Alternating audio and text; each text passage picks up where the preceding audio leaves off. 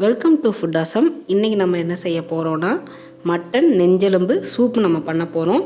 இது வந்து சளி தொல்லைகளை சரி பண்ணிடும். இந்த சூப் வந்து இது வந்து ரொம்ப நல்லது உடம்புக்கும் கூட.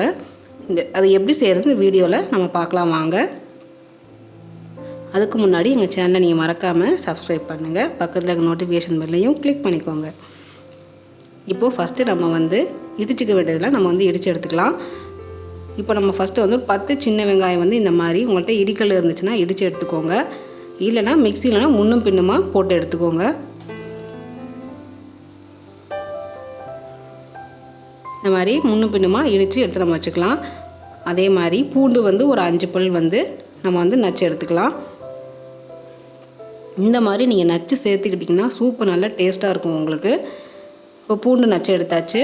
அதுக்கப்புறமா இஞ்சி வந்து ஒரு சின்ன பீஸ் அளவுக்கு நம்ம வந்து நச்சு எடுத்துக்கலாம்.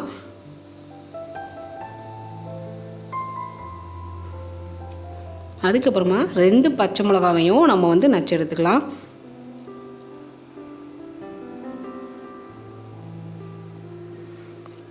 இப்போது நம்ம எல்லாத்தையுமே நம்ம வந்து நச்சு எடுத்துக்கிட்டாச்சு.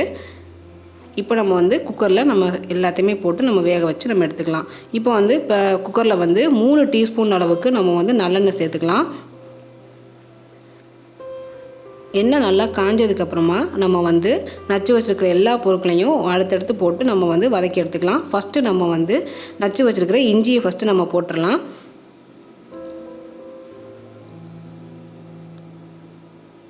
அதுக்கப்புறமா பூண்டு போட்டுடலாம்.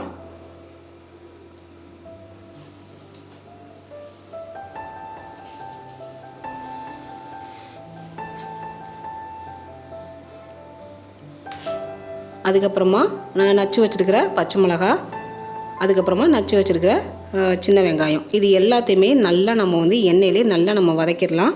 சூப்புக்கு வந்து நம்ம ரொம்பலாம் எண்ணெய் சேர்க்க தேவையில்லை. நீங்கள் நல்லெண்ணெய் சேர்த்துக்கிட்டிங்கன்னா உடம்புக்கு ரொம்ப நல்லது. இந்த உடம்புல உள்ள ஹீட்டையெல்லாம் அது வந்து கண்ட்ரோல் பண்ணும். அதுக்காக தான் நம்ம வந்து நல்லெண்ணெய் சேர்த்துக்கிறோம். இப்போது இது எல்லாத்தோட பச்சை வாசனை போகிற வரைக்கும் நல்லா நம்ம வந்து வதக்கி விட்டுடலாம். அதுக்கப்புறமா கொஞ்சமாக நம்ம வந்து கருவேப்பிலையும் நம்ம சேர்த்துக்கலாம்.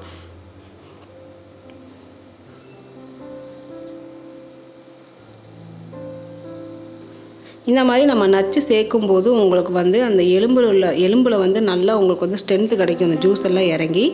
இப்போது அதுக்கப்புறமா ஒரே ஒரு தக்காளி வந்து நம்ம கட் பண்ணி நம்ம சேர்த்துக்கலாம்.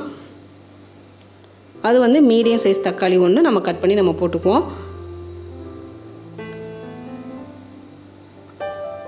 இப்போ வந்து இந்த தக்காளி நல்லா குழைய வேகணும். வெங்காயம் எல்லாமே நல்லா பின்னிட்டுருக்கணும். அதுக்காக நம்ம வந்து ஒரு 1/2 டீஸ்பூன் அளவுக்கு உப்பு சேர்த்துக்குவோம்.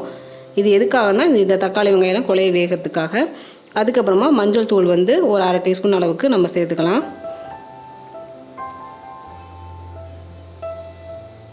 இதோட அளவு வந்து ஒரு 4 பேர் சாப்பிட்றதுக்கான அளவு இந்த சூப் அளவு வந்து.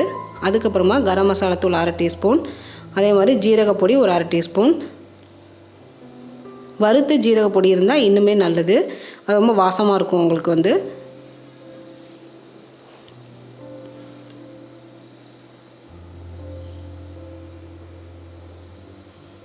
அதுக்கப்புறமா சூப்புக்கு தேவையான அளவு இப்போ தான் நம்ம வந்து சேர்க்க போகிறோம். நான் வந்து 3/4 டீஸ்பூன் போட்டிருக்கேன். நீங்கள் உங்களுக்கு தேவையான அளவு உங்கள் டேஸ்ட்டுக்கு தகுந்த மாதிரி நீங்கள் ஆட் பண்ணிக்கோங்க. இப்போ இது எல்லாத்தையும் போட்டுட்டு நல்லா நம்ம வந்து எண்ணெயில் வந்து நல்லா வதக்கிடலாம்.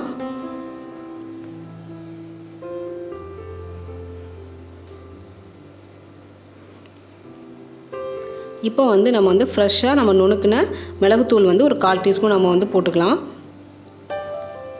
ஏன்னா நம்ம பச்சை மிளகாயும் சேர்த்துருக்கோம், அதனால் கொஞ்சம் காரமாக இருக்கும். ஆனால் பெப்பரோட டேஸ்ட்டு கூட இருந்தால் தான் உங்களுக்கு வந்து அந்த சளி தொல்லையை வந்து சரி பண்ணும்.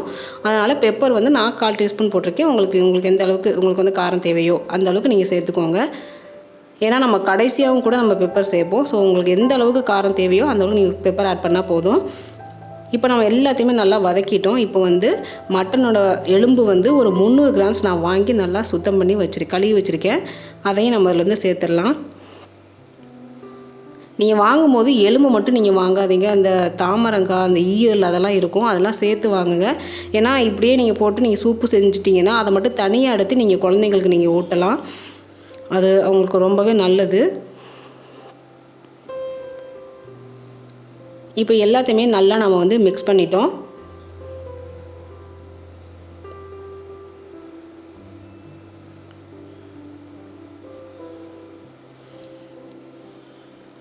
இப்போ வந்து நம்ம வந்து தண்ணி வந்து ஒரு 4 கப் அளவுக்கு நம்ம வந்து சேர்த்துக்கலாம்.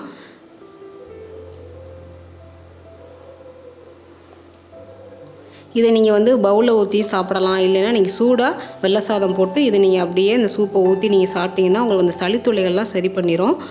அந்த லங்ஸில் ஏதாவது இன்ஃபெக்ஷன் இருந்தால் கூட இது வந்து சரி பண்ணிடும். இப்போ இதை வந்து நம்ம வந்து குக்கரில் மீடியம் ஃப்ளேமில் நம்ம வந்து ஒரு 4லேருந்து 5 விசில் வரைக்கும் வச்சு நம்ம எடுக்கலாம்.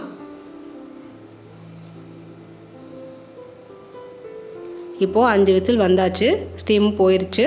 இப்போ நம்ம ஓப்பன் பண்ணி நம்ம பார்க்கலாம். நல்லா வாசமாக இருக்குது சூப்பு.